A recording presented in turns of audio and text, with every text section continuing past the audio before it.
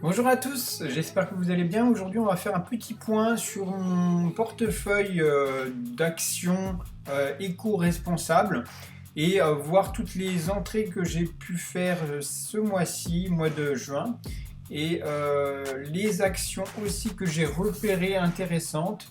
Donc c'est parti. Donc si vous êtes intéressé, ben, il y aura un petit lien dans la description lié à eToro, qui est une plateforme qui est vraiment intéressante pour les actions, l'achat d'actions américaines notamment, parce que vous avez zéro frais, zéro commission.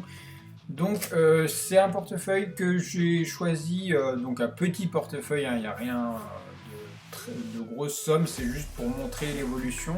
Et notamment ce mois-ci était plutôt catastrophique. Vous voyez sur le capital on a quasiment fait moins 7%. Donc une performance vraiment moyenne, hein, voilà, c'est le marché qui dit les choses. Donc pour les entrées que j'ai fait, je me suis focalisé sur des entrées sur des valeurs alimentaires. C'est des valeurs défensives et donc qui vont le moins perdre en valeur. Et c'est le cas de Cranswick, une valeur que j'ai ajoutée. C'est au Royaume-Uni, un fournisseur de produits alimentaires. Voilà. Donc il a vraiment des belles performances en termes de statistiques. Il a un bon ratio, un BPA de 1,9. Bon, le rendement n'est pas top, mais le dividende est de 2,4%, c'est toujours vraiment important. Et surtout, ce qui m'a intéressé, c'est qu'on avait quand même des recettes suffisantes, une croissance des recettes de façon importante. Une marge bénéficiaire de 4,92, donc dans le secteur alimentaire c'est très bien. Un retour sur investissement de 12%. Et en termes de bilan, on est bon. Les actifs augmentent, les passifs sont plutôt stables. Donc pour moi, on n'a pas de levier. Une super entreprise à mettre dans le portefeuille. CSX, donc ça c'est une valeur, il me semble, sur le ferroviaire. Euh, Transport de conteneurs et de remorques intermodaux, donc en Floride. Donc ça c'est vraiment intéressant. Il y avait une autre, mais c'est un CFD, donc qui dit CFD dit des frais, donc j'ai préféré celle-ci qui est une action. Donc je me suis aussi basé sur le ferroviaire parce que bah, en termes de mode de transport, dans mon portefeuille éco-responsable, bah, il n'y avait rien. Du fait que je suis plus contre le pétrole, enfin toutes les valeurs pétrolières. Et donc dès qu'on parle transport, bah, c'est forcément lié à du pétrole, donc que ce soit aviation ou transport par route. Donc j'ai trouvé judicieux d'utiliser les rails parce que c'est un transport majoritairement électrique et qui donc ne pollue pas, enfin un peu, sur le long terme. Donc pareil, les statistiques, toujours pareil, hein, moi je me base toujours sur des très belles performances, sur les contre-résultats, une très bonne marge de bénéfice. Un ratio qui est pas trop important encore, 16,8. Un bénéfice de 1,76, c'est très bien par rapport à 29,34. Et des dividendes, 1,32, toujours bon à prendre. Donc pour cette entreprise, c'est une petite pépite que j'ai trouvée dans le domaine ferroviaire. De plus en plus d'aliments préparés. Moi, je suis pas super pour les aliments préparés, mais bah, malheureusement, le monde tend vers ça. Donc, bah, la bouffe, c'est toujours un secteur à privilégier et qui reste responsable, étant donné que bah, on aura toujours besoin de se nourrir, quoi que ce soit. Je suis pas forcément pour les valeurs qui sont trop congélation, etc. Mais c'est cette entreprise un super, une valeur intrinsèque qui est énorme. Si on regarde la valeur, donc dans les valeurs que j'ai, à mon avis, un potentiel énorme. Même sur un an glissant, ils ont fait 15% de rendement, un dividende de 1,8%. Donc le ratio est de 7,5, donc on voit que c'est une entreprise en devenir, un gros potentiel. Une marge, bah, toujours, on est assez bas sur l'alimentaire, mais c'est pas de problème. Bon, les recettes sont constantes et le bilan, bah voilà, les actifs restent stables et donc sur le long terme, eh ben, c'est en croissance constante et les passifs ont tendance à rester horizontaux. Donc ça veut dire que c'est une entreprise qui ne réinvestit moins et fait profiter des bénéfices de son entreprise aux actionnaires, ce que l'on recherche. Donc ça c'est l'entreprise, pareil, en alimentaire à mettre dans son portefeuille, il me semble. Donc Cranswick est ici, donc un potentiel de pratiquement 80%. CSX, pareil, entre 55 et 80% une valeur intrinsèque qui est beaucoup plus importante que ce qui est coté aujourd'hui.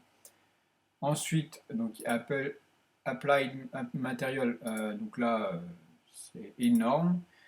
Texas Instruments que j'ai ajouté aussi, qui est entre 36 et 113. Je l'ai ajouté, pourquoi? Bah, tout simplement parce qu'on a un dividende de 3%, un ratio qui est encore correct, en dessous du SP500. On a une marge qui est énorme, 34%, des recettes qui sont en croissance, un bilan avec un levier pas trop important, une croissance importante des actifs. Les passifs suivent aussi, donc une entreprise vraiment stable et Texas Instruments a une valeur intrinsèque toujours pareille, vraiment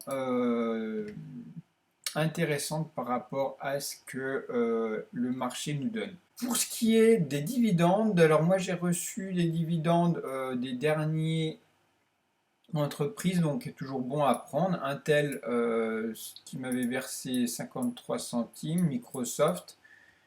IBM, ça c'est une ancienne action que j'avais soldée, mais ils m'ont donné des dividendes assez importants. IBM donne des gros dividendes. Kellogg's un tout petit dividende. Home Depot un petit dividende. Alors ça c'est les tout petits dividendes, c'est quand ils le donnent de façon trimestrielle. Waste Management, l'entreprise de gestion des déchets, 4 centimes. Weyerhaeuser, donc l'entreprise sur le bois, exploitation de bois, 5 centimes. Giltet Science, 12 centimes. Donc on a, voilà, sur le mois, vous avez un petit aperçu de tous les dividendes reçus. C'est toujours bon à prendre. C'est quelques centimes hein, sur on va dire sur mon compte.